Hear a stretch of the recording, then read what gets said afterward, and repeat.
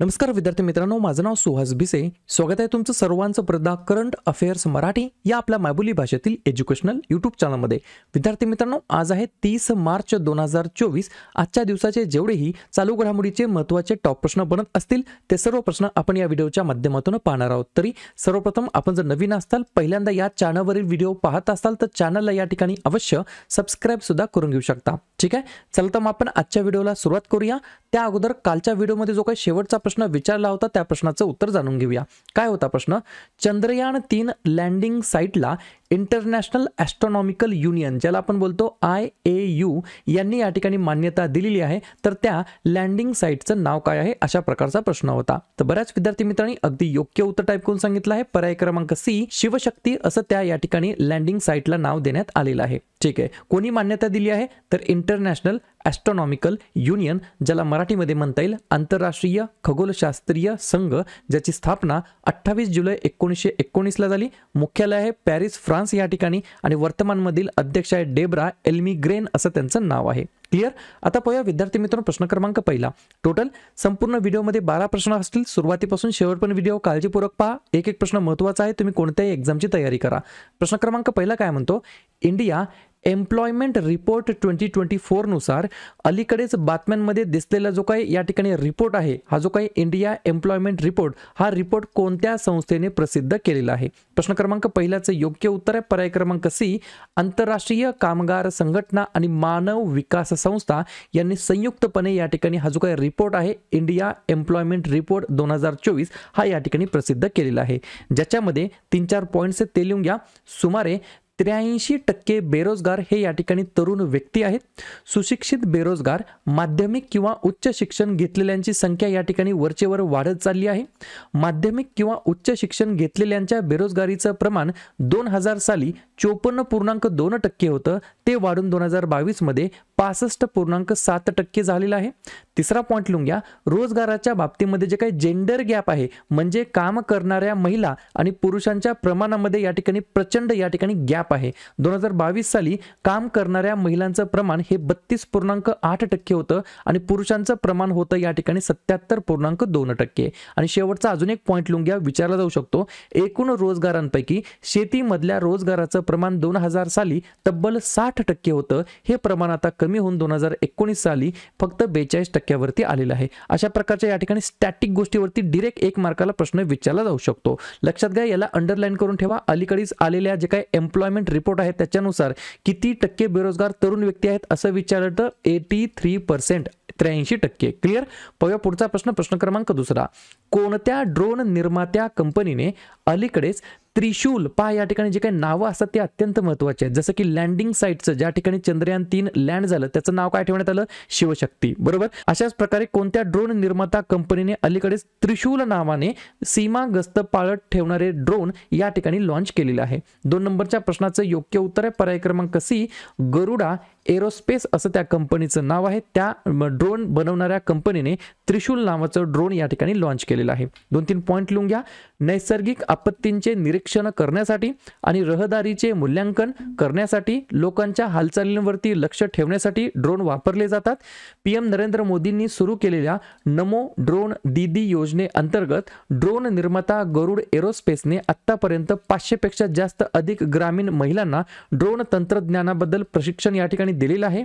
आणि अलीकडेच गरुड एरोस्पेसने सूरज नावाचे सौर ऊर्जेवर चालणारे ड्रोन देखील या ठिकाणी लॉन्च केलेले आहे. ठीक आहे, या ठिकाणी 2 गोष्टी तुम्हाला लक्षात आलं. सूरज नावाचं जे काही ड्रोन आहे ते कशासाठी आहे तर सौर ऊर्जेवर चालणारे हे ड्रोन आहे, याच्यातील हे फीचर आहे. आणि ते कोणी या ठिकाणी निर्माण केलेलं आहे तर गरुड एरोस्पेसने. आणि प्रश्नामध्ये काय आहे तर त्रिशूल नावाचं या ठिकाणी ड्रोन आहे, ते कोणी लॉन्च केलं आहे? गरुड एरोस्पेसने. कशासाठी? सीमा गस्त पाळत ठेवणारे हे ड्रोन असणार आहेत. क्लिअर?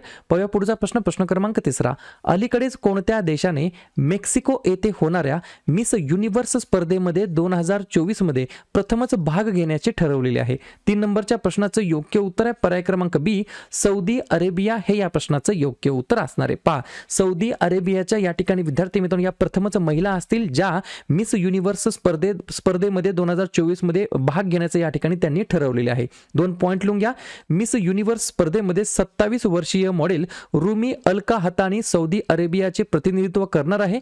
यावर्षी मिस युनिव्हर्स स्पर्धेचे आयोजन मेक्सिकोमध्ये या ठिकाणी होणार आहे। मग आतापर्यंत ज्या काही या ठिकाणी सौंदर्य स्पर्धा झालेल्या आहेत त्या कोणी जिंकल्यात याच्यावरती हमखास परीक्षेमध्ये प्रश्न विचारले जातात। या ठिकाणी पहा, जे काही नवीन विद्यार्थ्यांनी असतात, जाहिरात निघाली की अभ्यास करा रे, बरोबर, जाहिरात निघाली की सिलेबस शोधा रे, असे विद्यार्थी या ठिकाणी कमेंट काय करतात की सर तुम्ही इन्फॉर्मेशन जी आहे ती भरपूर सारी देत असतात, फक्त प्रश्न आणि उत्तर एवढंच घेत चला। पहा विद्यार्थी मित्रांनो, तुम्ही कोणत्याही एक्झामची तयारी करा, एखादा प्रश्न असेल तर त्याच्या आजूबाजूच्या सुद्धा गोष्टी तुम्हाला लक्षात ठेवायच्या आहेत, जेणेकरून सखोल अभ्यास या ठिकाणी तुमचा होणार आहे। कसाही प्रश्न विचारला परीक्षेमध्ये तो तुम्हाला सोडवण्यासाठी सोपा गेला पाहिजे, त्याच्यामुळे आपण आजूबाजूची सुद्धा माहिती घेण्याचा प्रयत्न करत असतो। ठीक आहे, लिहून घ्या, फक्त बघत बसू नका।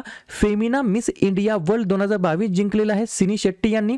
Miss India world wide 2022 Khushi Patel. Miss India 2022 Sini Shetty. Miss India 2023 Nandini Gupta. Mrs world 2022 Sargam Kaushal. Miss earth India 2022 Vanshika Parmar. Miss India USA 2022 Arya Walvekar. Miss diva universe 2022 Divita Rai. त्याच्यानंतर miss international India 2023 Praveena Anjana. Miss earth India 2023 Priyan Sennan. Miss universe 2023 Sheynnis Palacios. Miss India USA 2023 Rijul Maini. Mrs India 2023 रुपिका grow. Miss world 2022 Carolina बियोलॉस्का आणि miss world 2024 Christina Piskova. Clear. पुढचा प्रश्न क्रमांक 4, नुकतेच राष्ट्रीय तपास संस्थेमध्ये प्रमुखपदी कोणाची नियुक्ती करण्यात आलेली आहे? 4थ्या नंबरच्या प्रश्नाचं योग्य उत्तर आहे पर्याय क्रमांक ए, सदानंद वसंत दाते असं त्यांचं नाव आहे। त्यांना या ठिकाणी NIA राष्ट्रीय तपास संस्थेच्या प्रमुखपदी त्यांची नियुक्ती या ठिकाणी करण्यात आली आहे। प्रश्न आहे नियुक्तीबद्दल, तर लगेच नवनवीन नियुक्त्यांवरती आपण चर्चा करूया। 2 नवीन निवडणूक आयुक्त झालेत, ज्ञानेश कुमार आणि सुखबीर सिंग संधू। भारतीय पॅरा ऑलिम्पिक समितीचे अध्यक्ष बनलेत देवेंद्र जाजरिया। राष्ट्रीय अनुसूचित जाती आयोगाचे अध्यक्ष बनलेत किशोर मकवाना। दक्षता आयुक्त बनलेत AS राजू। CBSEचे अध्यक्ष बनलेत राहुल सिंग। प्रसार भारतीचे अध्यक्ष बनलेत नवनीत कुमार सहगल।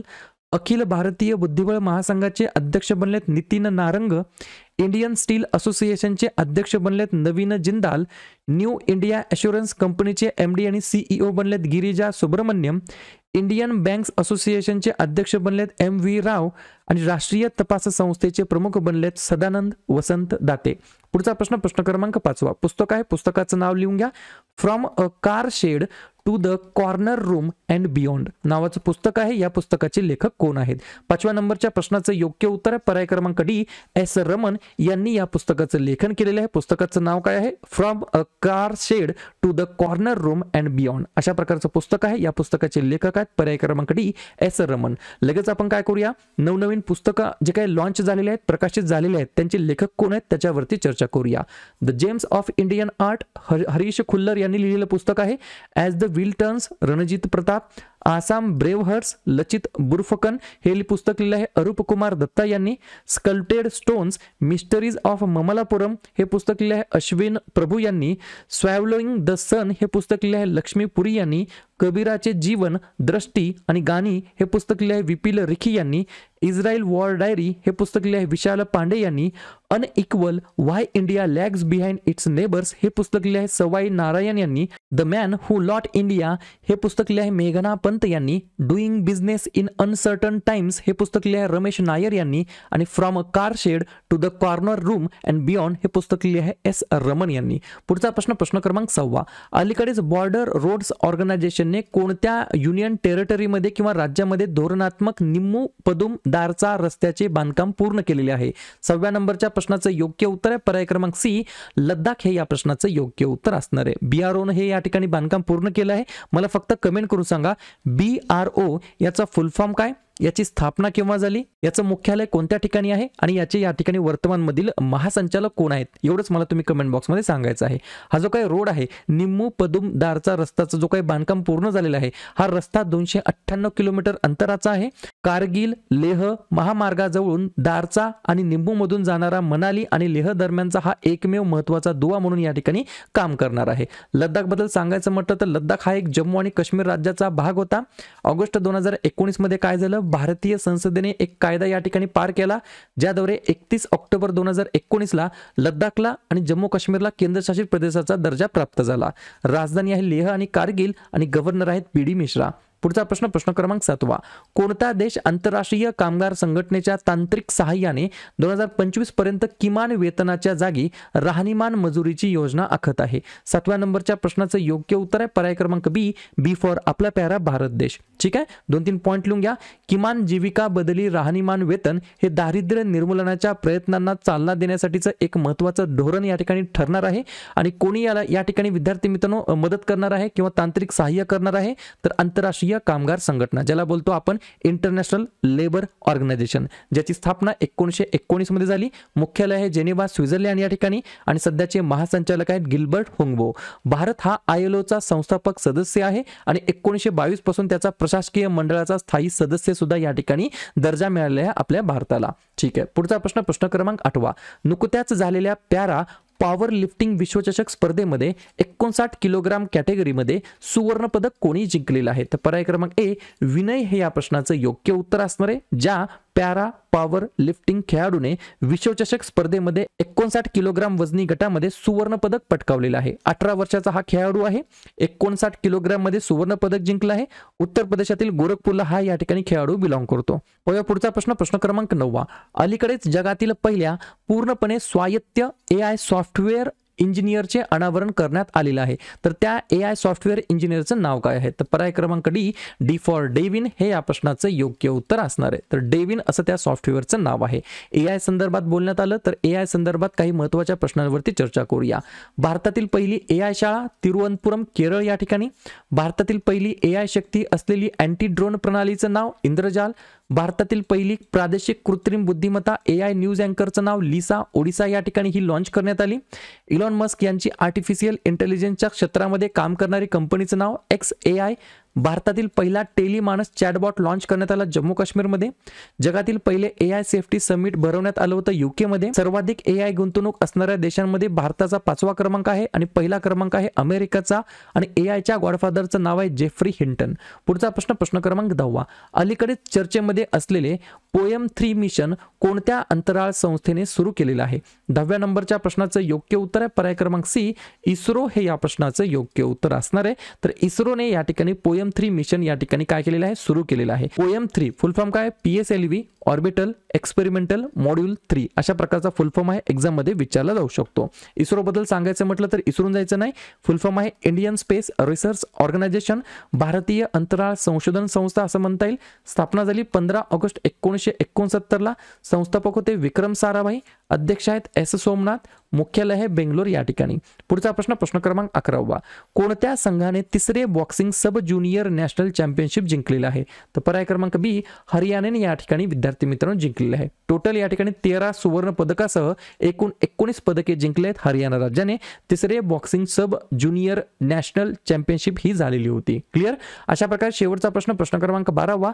अलीकडेच बाल्टिमोरमध्ये कंटेनर जहाजाच्या धडकेने फ्रान्सिस स्कॉट हा जो काही ब्रिज आहे हा कोसळलेला आहे. तर तो ब्रिज कोणत्या देशातील आहे? तर पर्याय क्रमांक ए USA हे या प्रश्नाचं योग्य उत्तर असणार आहे. ज्या देशातील फ्रान्सिस स्कॉट की ब्रिज नावाचा हा ब्रिज होता तो या ठिकाणी कोसळलेला आहे. कुठे? बाल्टिमोरमध्ये. सर्व गोष्टी समजल्या? ठीक आहे. तर अशा प्रकारे विद्यार्थी मित्रांनो हे होतात 12 प्रश्न. उपक्रम कंटेंट हा जो काही प्रयत्न आम्ही सुरू केला आहे मराठी भाषेमध्ये हा कसा वाटतो नक्कीच कमेंट करत चला. आणि या ठिकाणी तुमच्यासाठीचा आजचा खास प्रश्न, हुरून ग्लोबल रिच लिस्ट 2024 नुसार आशियातील सर्वात श्रीमंत व्यक्तीचा किताब कोणी कायम या ठिकाणी ठेवलेला आहे? Gautam Adani, Mukesh Ambani, Elon Musk, Shiv Nadar. तर ज्या पण विद्यार्थ्यांनी या प्रश्नाचं योग्य उत्तर येत असेल त्या प्रश्नाचं उत्तर तुम्ही कमेंट बॉक्समध्ये बिंदासपणे टाईप करून सांगा. या प्रश्नाचं उत्तर चुकू द्या, बरोबर येऊ द्या, काहीच हरकत नाही. परंतु ट्राय करणं, प्रयत्न करणं हे सर्वात जास्त महत्त्वाचं आहे. आणि दुसऱ्या दिवशी येऊन आपण दिलेल्या प्रश्नाचं उत्तर हे बरोबर आलं की चुकलं हे दुसऱ्या दिवशी येऊन चेक करणं, तपासणं हे देखील तितकंच जास्ती महत्त्वाचं सुद्धा असणार आहे. तर लगेच मार्च महिन्यातील जे काही महत्त्वाचे दिवस आहेत त्याच्यावरती आपण एकदा चर्चा करूया. जसं की 1 मार्चला 2 दिवस असतात, शून्य भेदभाव दिवस आणि जागतिक नागरी संरक्षण दिवस. 3 मार्चला जागतिक वन्यजीव दिवस आणि जागतिक श्रवण दिवस. 4 मार्चला राष्ट्रीय सुरक्षा दिवस. कर्मचारी प्रशंसा दिवस आणि रामकृष्ण यांची जयंती. 8 मार्चला आंतरराष्ट्रीय महिला दिवस. 10 मार्चला CISF स्थापना दिवस. मार्चमध्ये दुसऱ्या बुधवारी म्हणजे यावर्षी 13 मार्चला आहे नो स्मोकिंग दिवस. त्याच्यानंतर मार्चमध्ये दुसऱ्या गुरुवारी म्हणजेच यावर्षी 14 मार्चला आहे जागतिक किडनी दिवस. 15 मार्चला आहे जागतिक ग्राहक हक्क दिवस. 16 मार्च राष्ट्रीय लसीकरण दिवस. 18 मार्चला भारतामध्ये आयुध निर्माण दिवस म्हणून आपण साजरा करतो आणि जागतिक झोपेचा दिवस सुद्धा असतो. 20 मार्च जागतिक चिमणी दिवस आणि आनंदाचा आंतरराष्ट्रीय दिवस. 21 मार्च जागतिक वनीकरण दिवस आणि जागतिक कविता दिवस. 22 मार्च जागतिक जल दिवस. 23 मार्च जागतिक हवामान दिवस. 24 मार्च जागतिक क्षयरोग दिवस किंवा TB दिवस आणि 27 मार्च जागतिक रंगभूमी दिवस. क्लिअर.